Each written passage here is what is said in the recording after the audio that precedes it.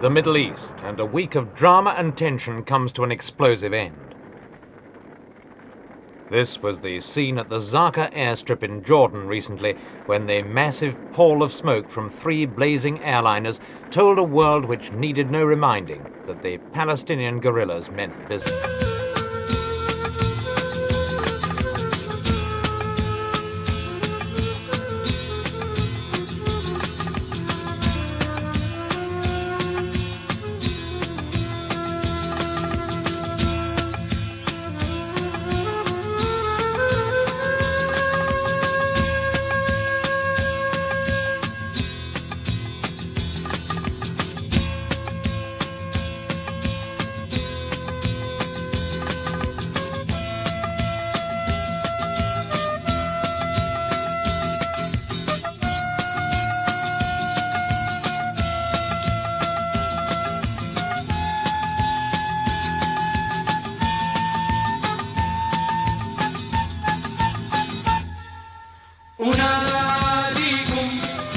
أشد على أياديكم وأبوس الأرض تحت نعالكم وأقول أفديكم أنادي.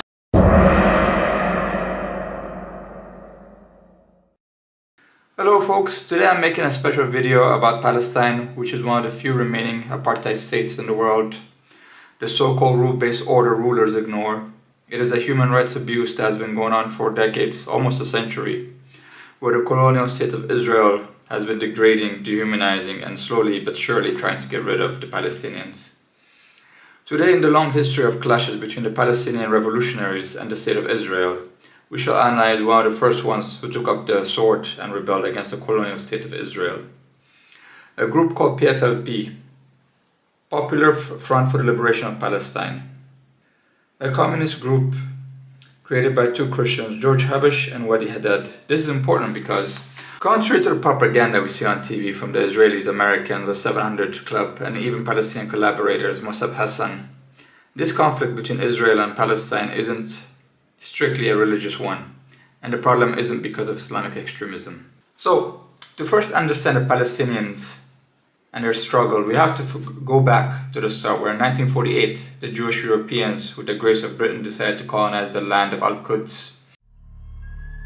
In 1948, the State of Israel was proclaimed. Palestine was lost. The Arab armies were defeated.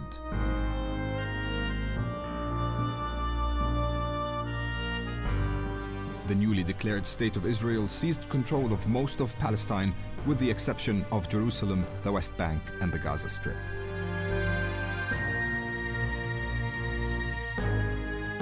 By 1949, close to 750,000 Palestinians had become refugees. Yes, there was no state called Palestine before, but nevertheless, there were native people that were predominantly Arab that lived in that land. And for centuries before the Zionist project was instituted in 1948, which is another European colony, a colony of European minorities, but nevertheless a European colony. So after the defeat and humiliation in Al-Aqba, regular Palestinians started to organize and plan revolutions. One of them being George Habash, a Palestinian Christian who had to flee his home in 1948 when the Israelis invaded his country. He was destitute and had to flee to Lebanon. In Lebanon, he became a medical student at the University of Beirut. He was greatly inspired by the revolutionary rhetoric at the time, because the 50s and 60s were revolutionary times. For as George Habash himself put it, we held the Guevara view of the revolutionary human being. So, filled with the revolutionary zeal, George Habash, Wadi Haddad, another Greek Orthodox Christian, and Ahmed Jibril created A&M, the Arab Nationalist Movement, a precursor of the PFLP. And after the 6-day war that ended with the major defeat of the Arab states, Palestinian guerrillas picked up where they left off with asymmetrical warfare, with the support of some Arab nations, and definitely with the support of international leftist movements all around the world. And so it was that in 1967 that the PFLP was founded.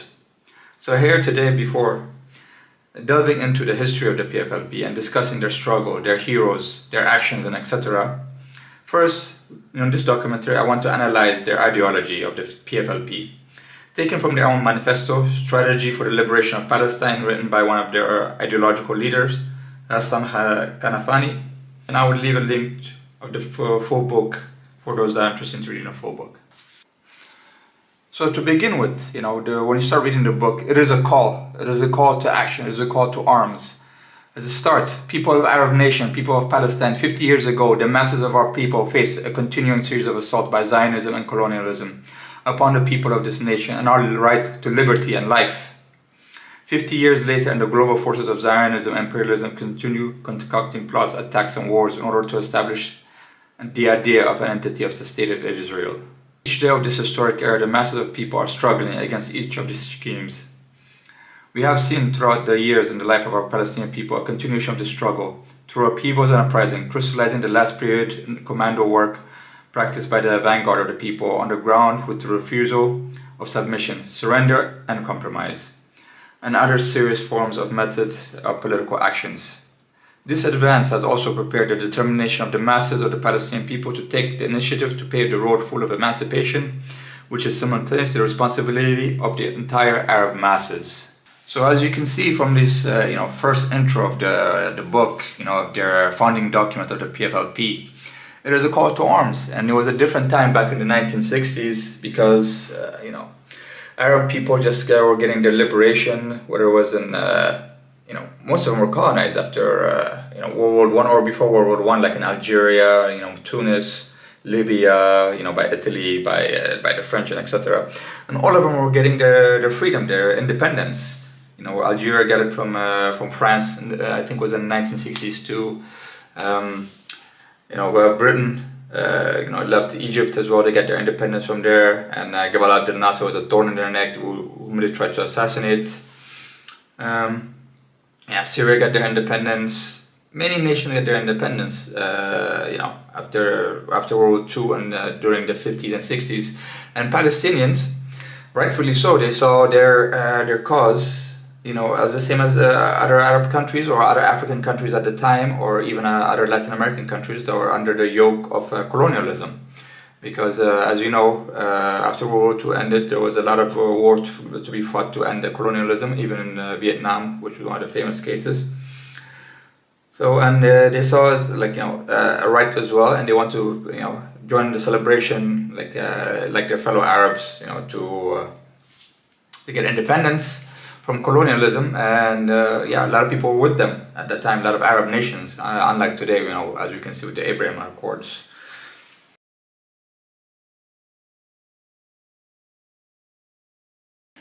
Further delving into the PFLP strategies of revolutionary strategies, number one, they discuss the importance of political thought. The PFLP stresses on having the intellectual and education on philosophy to have a clear vision of the Palestinian future and struggle.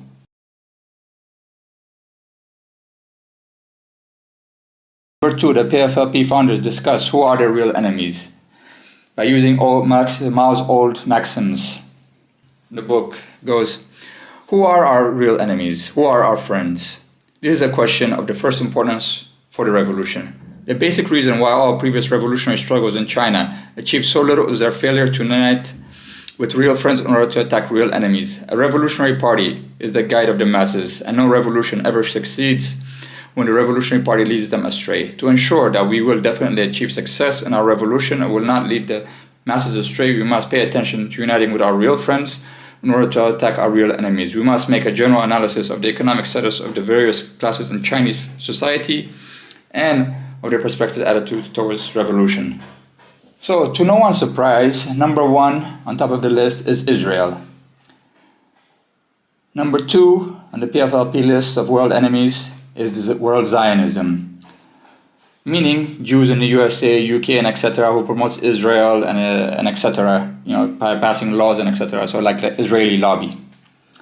In third place in the world is world imperialism, meaning the USA, Britain, etc., which basically meaning USA because it's at the helm of the world empire.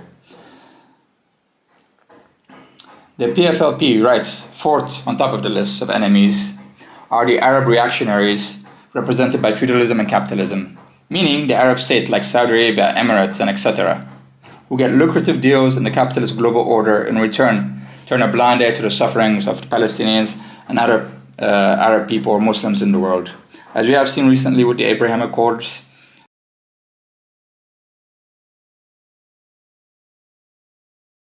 Chapter 3, the PFLP addresses about the forces of the revolutions and who their allies are.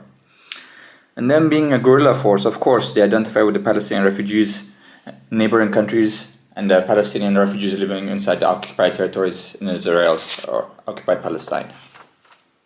Hence, the PFLP vanguard of their forces is the proletariat and working class people. It is also important to note in the 1960s, international solidarity was at its all-time high, with revolutionary groups getting into contact with one another and taking actions together. It was really a radical time to live in. As in the case of the PFLP, they were allied with Japanese communists, the Red Army faction, Carlos de Jaco, and etc.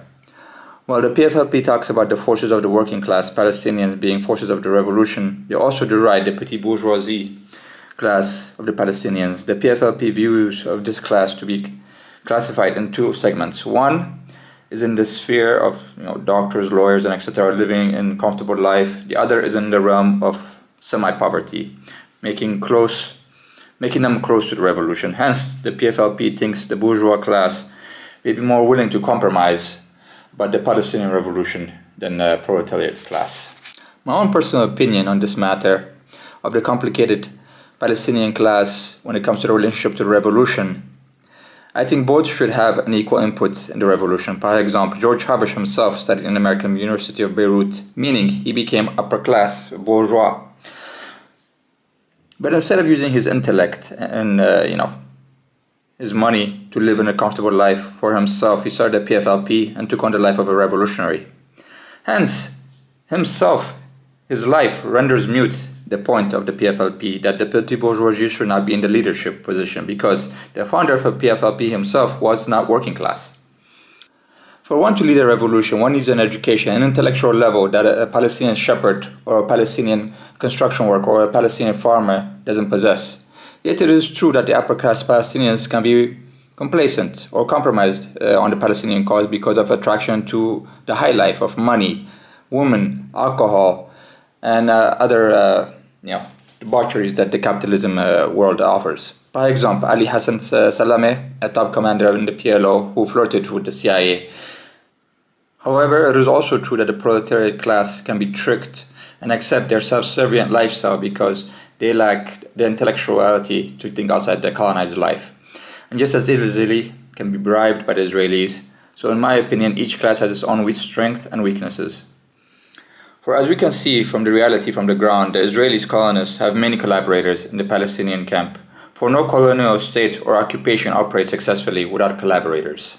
So just to list a few here, I would put Israeli Arabs in this section. These are Arab citizens of Israel who enjoy a comfortable life in Israel compared to the Palestinians who live in the West Bank or Gaza. Others are Arab Bedouins, which are nomadic Arabs, hence these are not bourgeois of any kind, but a very integral part of the Palestinian collaborators for Israel because they know the lay of the land. A step. This sign here shows that the person stepped here and continued in that direction. You can see that it's fresh, it's new. About half an hour ago he passed here. For 15 years, Mansour Sawidan has followed people's footsteps. He commands a team of trackers who spend their days patrolling Israel's border with Gaza. It's their job to keep infiltrators out and the terror away from the country's cities. But Mansour is not a regular Israeli soldier.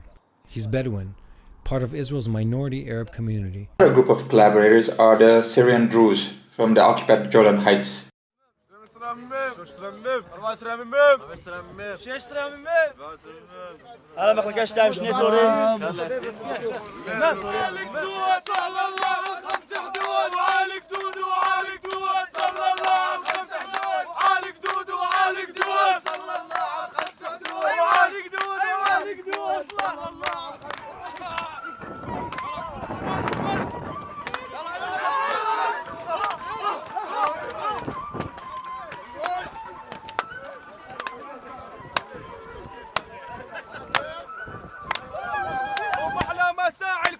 ومحلى مساعيكم تاه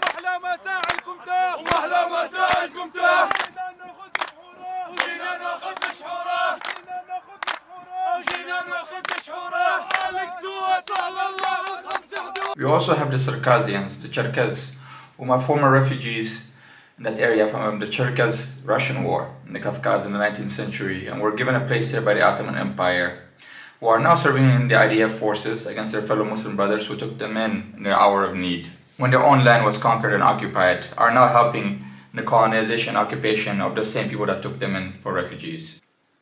Chapter 4, Facing Imperialist Technological Superiority. No one can deny that technological advantage is imperative in modern warfare, and that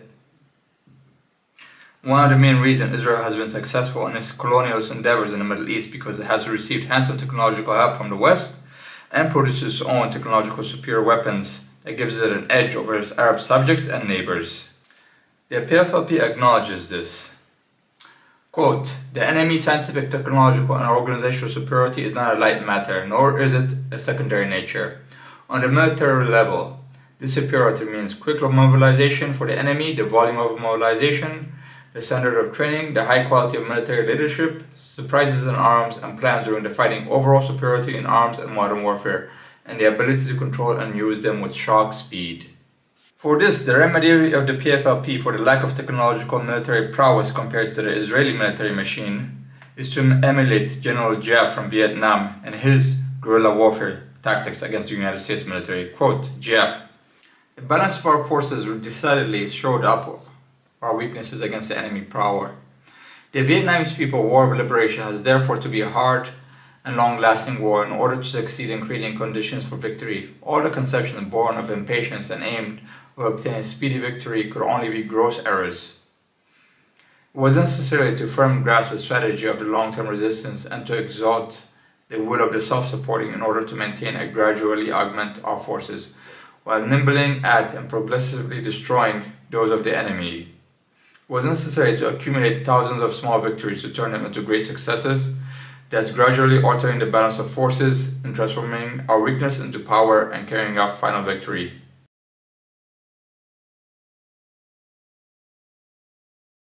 Chapter 5. What are the aims and significance of the Palestinian War of Liberation? In this chapter, the PFLP clarifies that their war is to end colonialism and imperialism in the Middle East, and not a racial war where they would end up genociding the Jews or throwing them in the sea, as the Israelis claim. No, their plan is to have a democratic state in Israel or Palestine for all the faiths and races to live in, putting the lies of the apartheid state of Israel and USA and world Zionism to rest. Chapter 6. The PFLP discusses no revolutionary party without revolutionary theory. In this chapter, the PFLP stresses the importance of having a revolutionary party, for they believe that the previous failures of the Arab leftists and communists is failures of the parties themselves for in their structure, formation, and strategies. Moreover, the PFLP stresses the importance of being open-minded and fluid in their political thought, which is true. Even Niccolo Machiavelli made note of this in his book The Prince.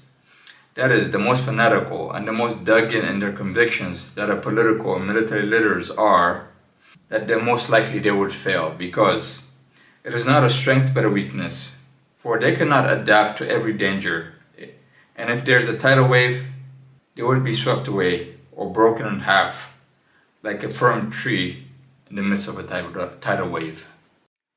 The PFLP quote, modern-day capitalism is not the same capitalism of Marx's time, without alteration or change, and the class structure of a backward society is not the same structure of that of an industrial society. The nationalist manifestation which the European bourgeoisie tried to exploit to serve its interests is not the same as nationalist manifestation appearing in backwards countries when nationalism acquires a revolutionary concept as a framework for the mobilization of the enslaved against imperialism, the highest stage of capitalism. Contemporary capitalism is not the same capitalism of Marx's time, without alteration or change, and the class structure of a backward society is not the same class structure of an industrial society. The nationalist manifestation which the European bourgeoisie tried to exploit to serve its interests is not the same nationalist manifestation appearing in backwards countries where nationalism acquires a revolutionary concept as the framework for the mobilization of the enslaved people against imperialism, the highest stage of capitalism. Understanding Marxism in a manner which enabled us to take all these differences and to benefit the revolutionary theory provided by the revolutions of the century from all theoretical efforts which have emanated from the enriched Marxism instead of the stopping and become fossilized in the frontiers is the fact that scientific Marxism understanding of this theory, that contrary is true of any attitude towards Marxism as a fixed doctrine. Chapter 7, Party of the Masses. In this chapter, the PFLP talks about how they can appeal to the masses and how they can win hearts and minds of the masses for them to rise up.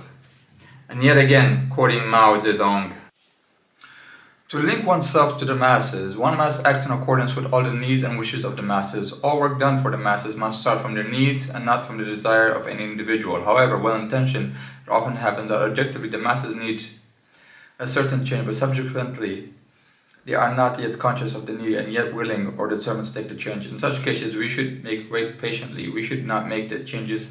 If we try to go on the offensive when the masses are not yet awakened, that would be adventurism. If we insisted on leading the masses to do anything against their will, we would certainly fail. If we did not advance when the masses demand advance, we would be rightly opportunism. In Chapter 8, Building the Combatant Party. In this chapter, the PFLP discusses the structure of their fighting force. It is very detailed, 6 integral points, which are very detailed to make sure that the combatants know about the politics and that they're loyal to the cause and to the political party, and making sure that the political cadres are not just some bourgeois elite disconnected with the hardship of military warfare. In this chapter, the PFLP discusses democratic centralism and how the guerrilla force is governed. How shall the leadership of the organization be determined? How shall it be changed in the event of such changes being necessary? How shall relations be established among the various ranks and leadership? What are the relations between the leadership and the members of the organization? How shall the organization face this problem and contradiction? How shall it settle the political positions where there is more than one point of view concerning the position of that issue? How shall the organization keep discipline and preserve the unity of the party? How can it make the party relations a basic relations among the members of the organization to which all the personal, family, regional, and other relations shall be subservient? How can the organization discover qualifications among its ranks and open before the qualified elements opportunities to show the responsibility that are commensurated with their qualifications? How can the organization maintain a strong discipline that is indispensable for the success of the party and the execution of its policy and programs without this discipline being at the expense of the members' dignity or rights of development of its personality? So for this they use democratic centralism.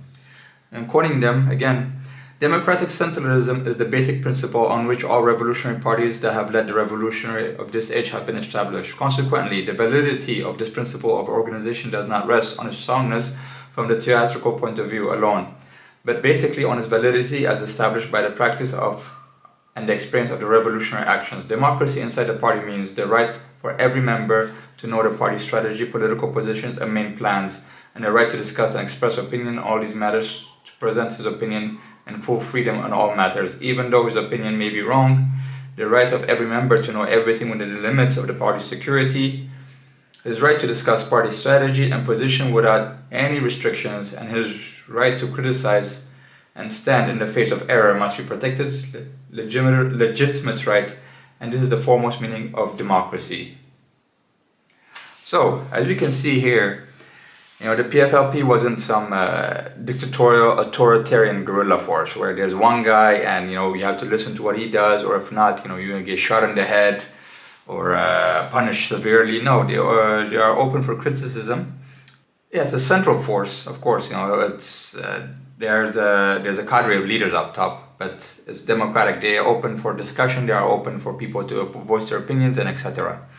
So it is, like I said, it was a secular. It still exists, so it is a secular, democratic, revolutionary force. So, in closing, this is an abridged version of the full book, Strategy for the Liberation of Palestine. It is a well thought out strategy by actual Marxist revolutionaries. Next video, we shall talk about their history, from their rise to their struggles, to their pitfalls, to their shadowy modern day existence.